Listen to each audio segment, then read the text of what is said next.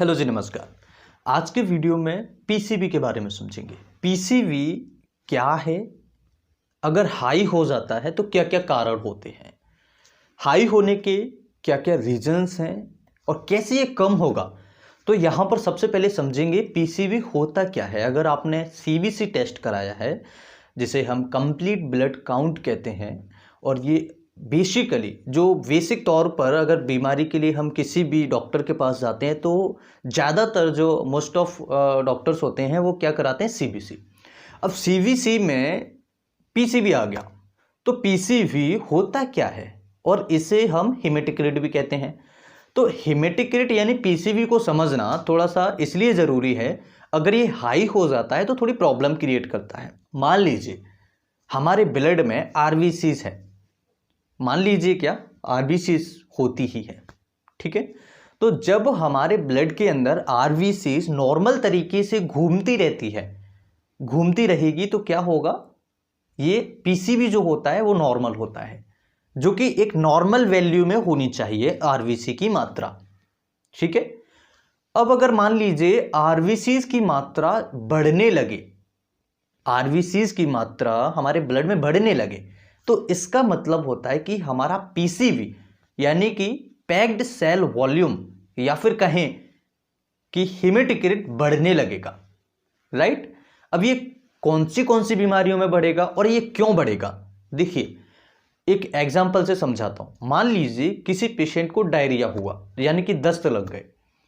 अब दस्त उस मरीज को इतने ज्यादा लग गए कि उसके अंदर से जितना पानी था वो ज्यादातर निकल गया। अब उस मरीज को किस चीज की जरूरत है, बोतल लगाने की, यानी कि आईवी फ्लूइड देने की। अगर उस मरीज को आईवी फ्लूइड नहीं दिया जाता है तो पेशेंट बहुत ज़्यादा सीरियस हो जाएगा, ठीक है, बहुत ज़्यादा प्रॉब्लम्स क्रिएट होंगी। तो जब उसके अंदर से पानी की कमी होती चली जाएगी तो क्या होगा, अपने आप में आरबीसीज ज़्यादा हो जाएगी, समझ रहे हैं, देन वॉल्यूम। तो आरबीसी जब ज़्यादा हो जाएगा तो क्या होगा, ब्लड हमारा गाढ़ा होता चला जाएगा, ठीक है। तो अब पीसीबी बता क्या रहा है कि हमारे शरीर के अंदर आरबीसीज की मात्रा ज़्यादा हो गई है या फिर हमारा ब्लड गाढ़ा हो गया है। जब आरबीसीज की मात्रा ज़्यादा हो जाएगी, पानी कम हो जाएगा, तो क्या होगा, ब्लड गाढ़ा हो जाएगा, ठीक है, क्योंकि पानी तो निकल चुका है, राइट। तो पीसीबी यही बता रहा है, पीसीबी क्या बता रहा है कि हमारा ब्लड गाढ़ा हो गया है, आरबीसीज की मात्रा बढ़ गई है, या फिर उसमें से पानी निकल गया है जिसकी वजह से आरबीसीज की मात्रा ज़्यादा है, ठीक है। तो पीसीबी बढ़ने का मतलब है कि हमारा ब्लड गाढ़ा होता चला जा रहा है, ठीक है। अब पीसीबी कौन सी बीमारियों में बढ़ेगा, पॉलीसाइथेमिया, ठीक है, डायरिया, या फिर डिहाइड्रेशन। कॉमन अगर बात करें, उल्टियां होना, दस्त होना, पानी की कमी हो जाना, जिसे हम डिहाइड्रेशन कहते हैं। तो डिहाइड्रेशन की कंडीशन में पीसीबी हाई हो जाता है, ठीक है। दूसरा, पीसीबी कब हाई हो जाता है, पॉलीसाइथेमिया। तो पॉलीसाइथेमिया की बीमारी अगर किसी को होगी तब भी हमारा जो पीसीबी होता है वो हाई हो जाएगा। इसके अलावा अगर किसी मरीज को रीनल डिसीजेस है, यानी किडनी की बीमारी है, तो किडनी की बीमारी में क्या होता है, एक तत्व होता है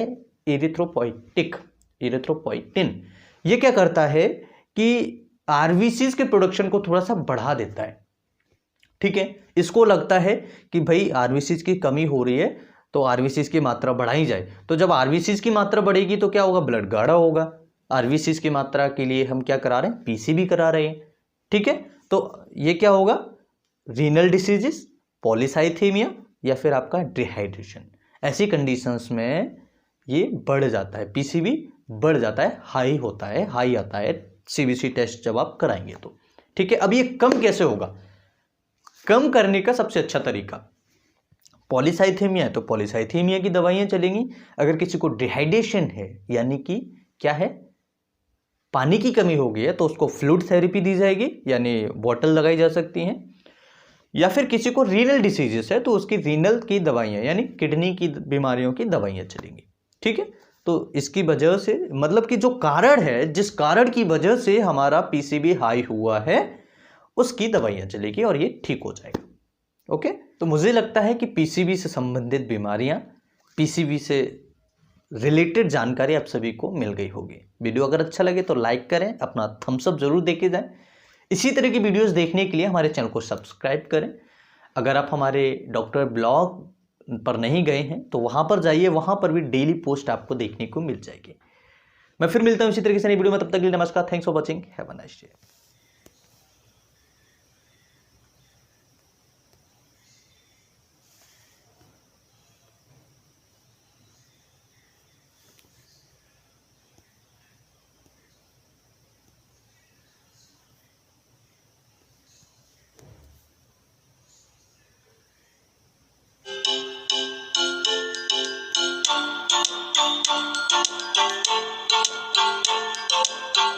ये वीडियो बहुत ज़्यादा महत्वपूर्ण है। अगर किसी भी मरीज को